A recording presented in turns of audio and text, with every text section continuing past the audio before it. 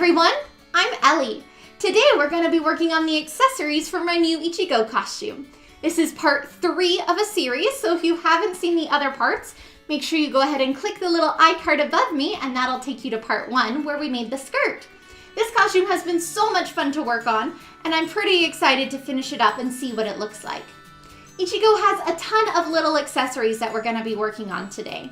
And some of these things I started before I started recording, so I don't have footage of them, but I'll explain everything that I did. So if you're ready to get started, I'm ready to get started. So let's go! Mew Ichigo is the epitome of a magical girl. She has adorable gloves, bows all over her outfit, ears, a tail, cute boots, and of course a pink wig. She also has a weapon and a pendant to hold all of her magical powers. The first thing we're going to be working on will be Ichigo's Garter, Choker, and arm poofs. These are made of the same pink material as our bodice and our skirt, and are simply rectangles that were measured to be the correct size. I cut these out of our fashion fabric, and then I cut them out of our lining fabric. I want to line them to make sure that they stay secure and that all the fur is inside the edges.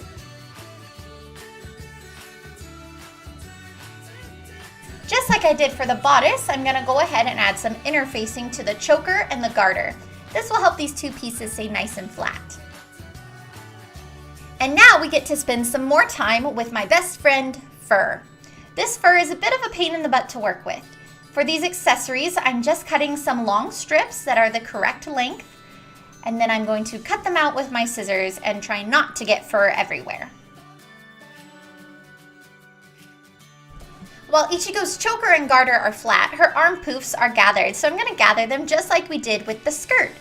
And once that material is all gathered, I can go ahead and add our fur trim. At the same time, I've also been adding fur trim to our garter and our choker.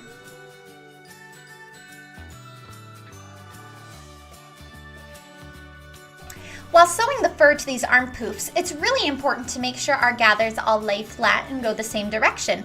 Otherwise, our arm poofs could end up looking a little bit weird. Now I'm adding some clear elastic to the lining layer of our arm poofs. This clear elastic is really clingy and sticks to your skin, so it'll help the arm poofs stay up and not worry about them falling down. Once that elastic was attached, I can now pin the lining layer to our fashion layer.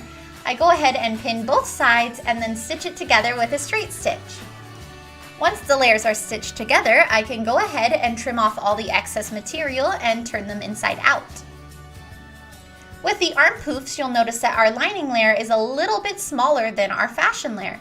This way, the material will be forced to poof outwards and not just lay flat.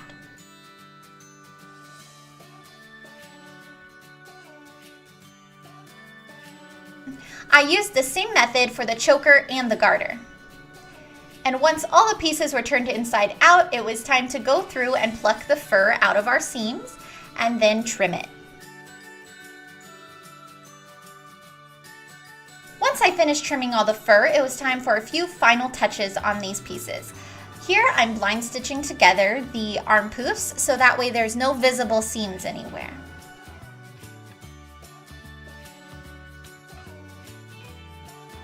I also went ahead and did the same thing to the garter, and now I'm attaching it to a pair of dance tights. This way I don't have to worry about it slipping as I walk around a convention. For the choker, I decided to use a hook and bar to close it. A hook and bar are a lot more secure than a hook and eye or Velcro because they have a bit of a locking mechanism. Ichigo's pendant is a clear cabochon that was painted with nail polish and metallic paint, and then E6000 into the cabochon holder. Now I'm stitching it onto our choker with some metallic gold thread to make sure that it matches and blends in perfectly. Ichigo's weapon is activated with this pendant that sits on her wrist. I have a toy version from the 90s, but I want something a little bit more realistic, so I'm going to make a copy out of Thebra. I heat the zebra with my hairdryer until it's like putty, and then I mold it on top of the toy version so that way it takes in all of the imprints and is the correct shape and size. I let the pendant cool and then roughly trim it with our scissors. Looking at the shape and size on the bow, it looks perfect, so I do a few little last minute molds and then trim it to size.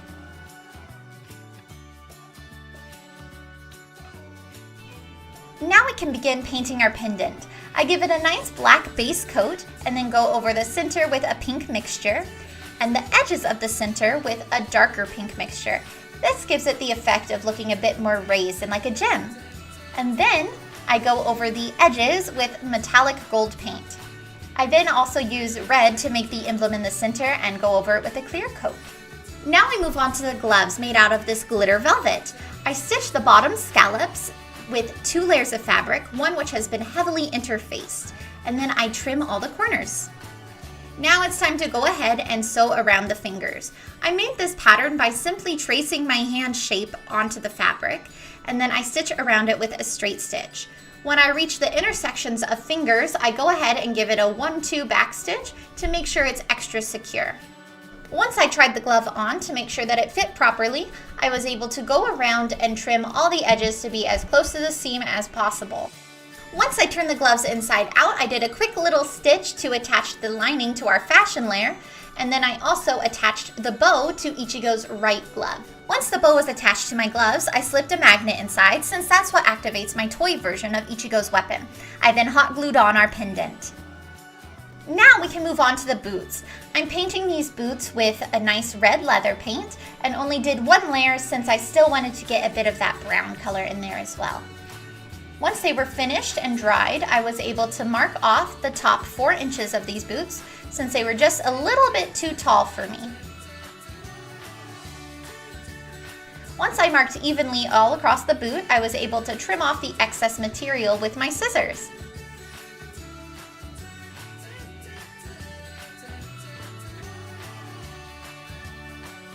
Now back to the fur. Just like we did for all the other accessories, I'm simply pinning this fur on and then we'll attach it with a nice straight stitch.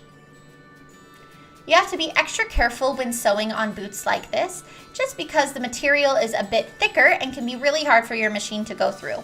I was wearing my safety glasses and definitely broke a few needles doing this. Now I'm going to make some cute little bows to go on Ichigo's boots. I want them to be the same color as the boots, so I'm using the excess material that we trimmed off just a few moments ago. Once I found a piece of material that cooperated with me, I went through and measured out the size of my bow.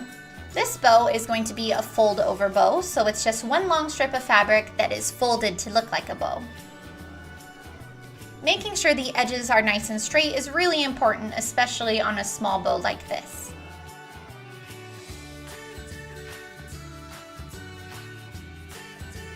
Once I trimmed my material, it was really starting to look like a bow.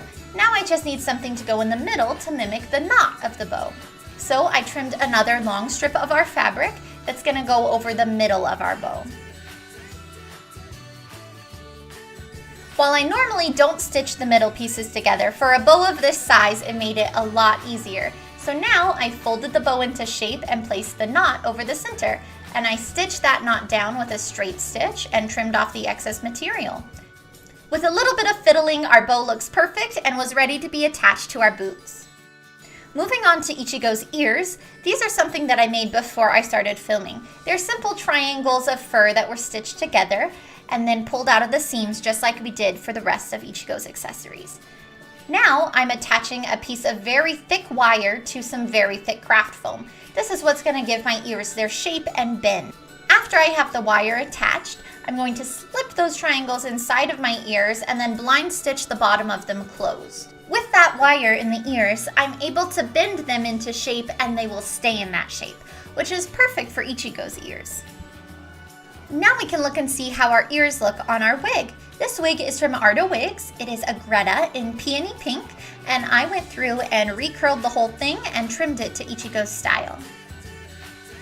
Now we need to figure out how to attach our ears. I'm going to be using 2 of these little clips on each ear, and I attach them with a nice whip stitch. Next comes the tail. I had already made the tail using a tube of black fur that I turned inside out and stuffed with polyfill. It also has this thick wire as a base to make it hold its shape. I knew I was going to need a really sturdy base to hold this tail into place. So I used 3 layers of a thick wool felt, and in between those layers I added 2 steel bones and I attached our wire tail base. Once I had everything attached to the base, I went through and added 2 long ribbons on each side. These ribbons tie around my waist and hold the tail tight to my back. After this, I was able to add a layer of our pink cotton over the purple felt, just so that way it blends in and looks a little bit neater. This tail is very heavy and doesn't always stay in place, so I attached a string of clear jewelry thread to my tail and then attached the other end to a safety pin. I pinned this safety pin to my bra as I wear this costume to make sure my tail doesn't flop around all too much. Here you can see Ichigo's tail bow, which used the same glitter velvet as her gloves. It has interfacing on the inside and then is attached to the tail with a large bell.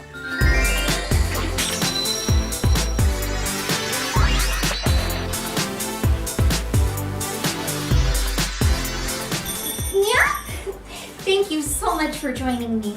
I really hope you enjoyed seeing how I made this costume, and if you did, make sure you go ahead and leave a comment or a thumbs up or maybe even subscribe. Your support really means the world to me, and I value each and every one of you. You know, I've been wanting to be Ichigo since I was 13 years old, and I am so happy to have finally completed this costume, and even happier that it turned out exactly how I wanted it to. And I cannot wait to wear her to a convention in the near future. Next week's video is gonna be kind of different. It's not gonna be a sewing log like this one, but I hope that you'll enjoy it nonetheless, and I'll see you then. So, until next time, make sure you keep sewing, stay positive, and have fun. Also, for the future of the Earth, I'll be of service. Yeah?